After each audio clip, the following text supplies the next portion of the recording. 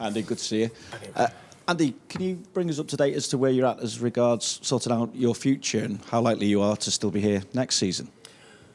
I don't think today's the day to discuss that. I think, you know, I think 24 hours before a massive Champions League game, I don't think anyone should really be talking about their future. We've got such a massive game ahead of us, and you know, I know it's a boring answer, Vinny, and I can only apologise for that. But it's, you know, my full focus, you know, as being a part of this team is trying to get through tomorrow night.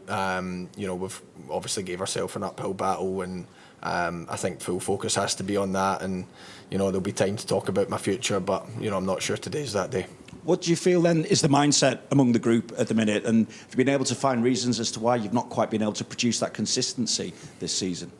Yeah, look, it's a frustration. I think we're all frustrated at the fact that we can't find the consistency, because last season that's probably what set us apart from, you know, everyone in the league. That's why we ended up winning the league, you know, pretty comfortably. And it's hard to put your finger on why we've not been able to get that consistency this season. So it's been a huge frustration for all of us. We've all been trying to put our finger on it. We've all been trying to demand it, trying to keep working towards it, but for whatever reason we've not quite found it yet. And but we can't give up trying. You know, we need to keep trying to fight through it. We need to try and keep finding that consistency, because that's the only way we can try and turn this season around. And I know time's running out, I know games are running out, but you know, I suppose we've got a chance tomorrow night to get in the quarterfinals of the Champions League, which would be you know, would obviously be good for us, and we're still in the FA Cup, and then you know, we have to sort out our league form. That's a fact. But yeah, look, we won't give up on it. We'll keep trying to find the answers towards that, and you know, hopefully we can find it sooner rather than later. As you say, tomorrow is such a big opportunity and a big night for the club as well, but there was a reaction at full time here at Anfield on Sunday. How does that impact you guys as well, and what concerns do you have that the fan base is maybe getting restless at the moment? I don't think we have concerns over that. The thing that was most disappointing was our fans left unhappy. That's, you know, I think since I've been here for 9 years now, our aim is always to be sending our fans home happy, because when they go bounding out Anfield, we know we've done our job. And I think in football that gives you the biggest satisfaction, that you know, people are heading back into the pubs or back to their families that night happy with what they've seen on the pitch. And Sunday they weren't happy, and neither were we, and I can completely understand that. But you know, in terms of tomorrow night, it doesn't worry me at all, because Anfield under the lights, our fans been in that stadium, you know, they've been here before, and they'll be here many times in the future as well. And you know, they always produce special nights. You know, we've been very lucky to have so many over the years that I've been here, and I don't think tomorrow night will be any different. But we have to give them something to shout about. We have to give them something to cheer. We have to give them something to get off their chairs and off their seats. And if we can do that, then we know the Liverpool fans react off that. It doesn't take them much, which is a credit to them. You know, they cheer, you know, a lot of things, and even the basics. So you know, they'll be right behind us tomorrow night, but we have to give them something to get behind. You kind of touched on it. The bottom line is the opportunity is there to still deliver a couple of trophies and deliver Champions League qualification.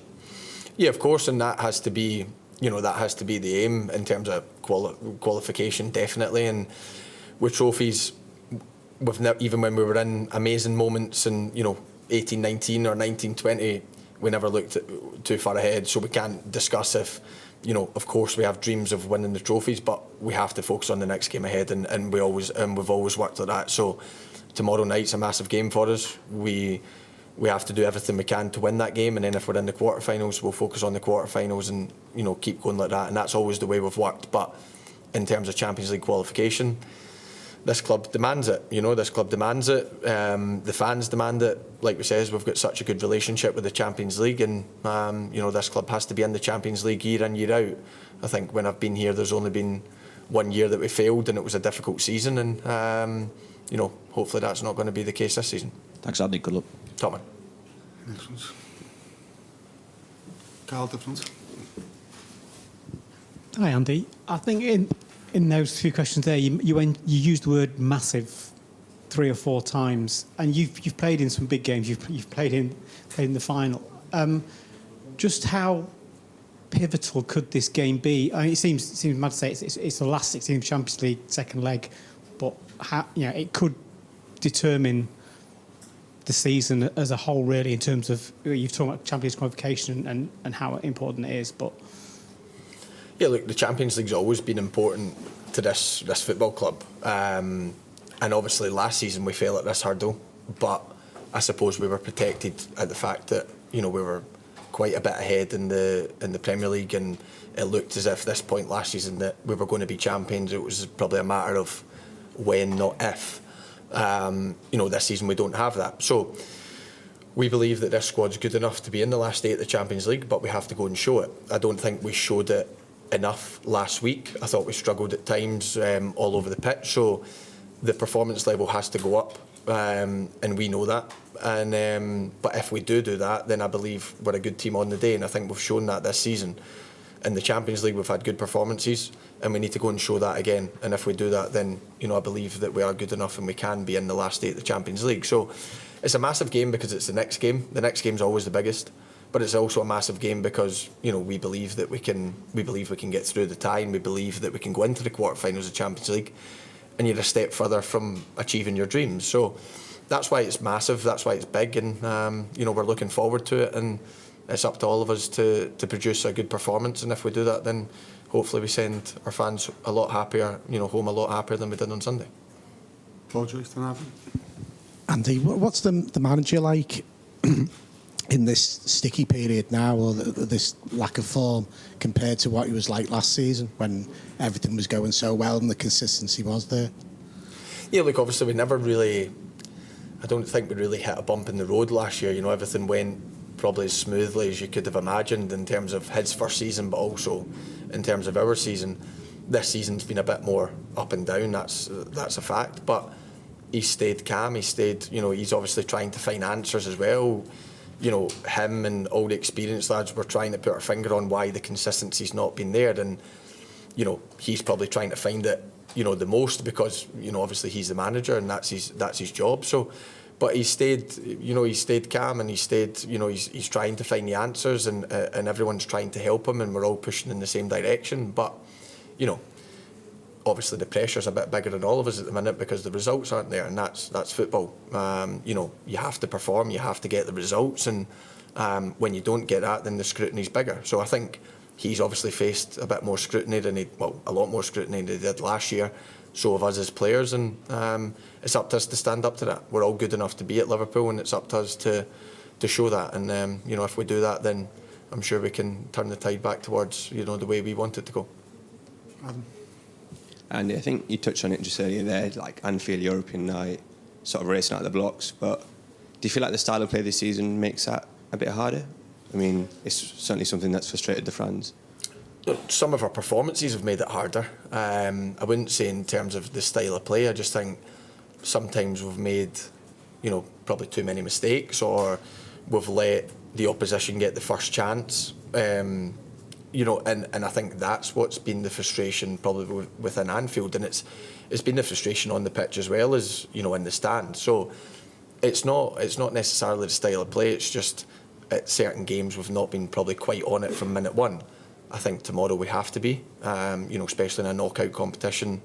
I think you can't really waste any minutes really within the game, especially in a second leg. I think we've wasted a few minutes in the in the first leg, and that's why we're behind in the tie.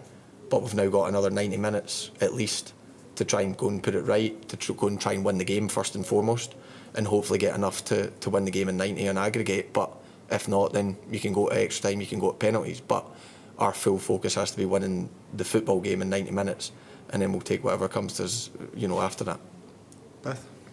Hi Andy, you mentioned sort of the scrutiny and now with social media and things like that, it's constant pressure. I mean, how are you as a squad sort of able to deal with that? And obviously as one of the more experienced players, do you maybe have a role with Virgil, with Mo, in sort of keeping the young players sort of level-headed amidst all of that scrutiny? Yeah, it's a lot different. Look, obviously even probably since I came to the club, social media and platforms within these within these apps and things like that have got bigger and bigger and bigger, and as the experienced lads, we are pretty good at blocking it out. We've had years of practice of it. Maybe the younger players haven't had that experience or the exposure to it. So we've tried to help them from the start of the season, and we've seen probably huge improvements in all of them in terms of, you know, after the game, never getting too high, never getting too low. You know, one week you can be, you know, the best player in your position in the world, the next minute everyone wants you out the club. That's the way football goes, and I think it's important for our younger players, our new players and things like that to not try and listen to the outside noise as much, because, you know, we're all good players. We're at Liverpool Football Club for a reason, and it's up to us to show that on the pitch. But it's also, you know, you can't get caught up in, you know, we know what it's like, and you can't get caught up in it. And if you're Googling your name or you're searching your name or whatever, you know, it's having these discussions with these lads saying, you know, I think as humans work, you could read 99 nice things about you. You read one bad one, it's the one bad one that sticks with you. And that's what we've been trying to tell the young lads, and trying to keep them going on that, and trying to keep them, you know, level the whole season. And I think we've seen massive improvements in that since the start of the season to now, and they'll only get better with age, and, you know, in terms of dealing with that, but also as footballers as well, which will help them massively as well. Phil, then there's two at the back and then one on the other side. Hi Andy, I just wonder, when talking about, you know, talking to the more inexperienced players, do you draw on some of the past experiences you've had in the Champions League, particularly turning round a deficit from the first leg like you've got to tomorrow night? Yeah, of course. You know, I think the one that comes to mind is obviously Barcelona. Now, we were 3-0 down that day and nobody gave us a chance. I think, you know, a lot of people still give us a chance in this tie. So yeah, of course, you have to rely on your experience. You have to rely on lads that have, you know, have been in this position before, because that's what's going to help us, you know. And then you obviously have the young lads and things like that that maybe haven't experienced it, to bring that fresh energy and that no fear, and that's when you get, you know, the right balance within the squad. So tomorrow night's important that we show up the best version of ourselves, and if we do that as a team, then I believe we've got enough quality within our change room to win the game of football, and that's all we can focus on. Because with the aggregate score, it's not as if we have to go chasing goals or whatever. We have to win the game of football tomorrow, and if we do that, then it gives us a chance to get through. And I think that's got to be the main aim for starters. And then we'll, you know, the lads are really good at feeling within the game. You know, if you're on top, you keep on top. And then we've probably not been good enough this season at killing teams off. You know, I think Sunday we weren't good enough at, you know, when we were on top, to kill Tottenham off, and then we gave them confidence, and then they believed that they could get something and they ended up getting it. So I think we need to be better at that, and, you know, hopefully we can do that tomorrow. If we do get on top, then we stay on top, and, you know, hopefully we're the ones going through. Phil's place. Thank you. Phones. Mustafa Mandev, Tuğba Spor. I would like to ask you, this is the third time that you will be coming across Galatasaray. You lost the first two games, and do you see the game tomorrow as a saving game for yourself? And what do you think also should be the special precautions, and against which Galatasaray players that should be on? Yeah, I think obviously, you know, we've obviously been beat off them twice already this season, but they were also away from home, and, you know, obviously credit to the Galatasaray fans. I think they made, you know, a really difficult atmosphere for us both games over there. But now it's our turn to be at home, and I think, you know, we've always been a different team at home, and hopefully we can show that tomorrow night. But in terms of certain players, I think as a team, Galatasaray are a very strong team. I think they have quality all over the pitch.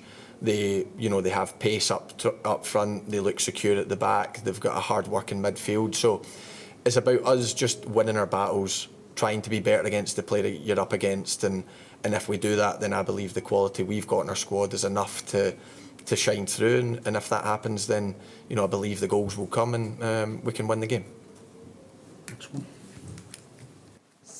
Sky Spor. Sky Sport, Abdurrahman says, game. You have played against Galatasaray twice, and Galatasaray, you had the defeat twice.